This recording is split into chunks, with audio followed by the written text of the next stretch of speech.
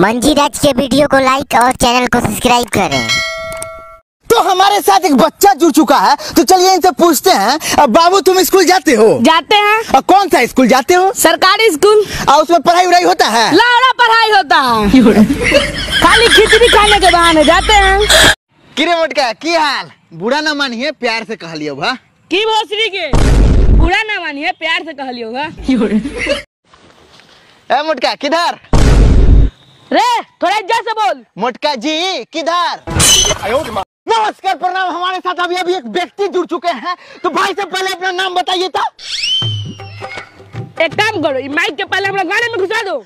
अरे हम गांव वाले तुम शहर वाले, अरे हम गांव वाले तुम शहर वाले, गाड़ मार लेंगे तुम्हारे। नमस्कार। हमारे साथ अभी एक युवा जुड़ चुके हैं, जो आजकल के युवा लड़की के पीछे पागल रहते हैं, उनको कुछ कहना चाहते हैं। तो हम आजकल के युवाओं से यही कहना चाहते हैं कि पढ़ाई लिखाई करे, देश का नाम रोशन करे, गोल पे ध्यान दे, होल पे नहीं। हाँ डार्लिंग। अरे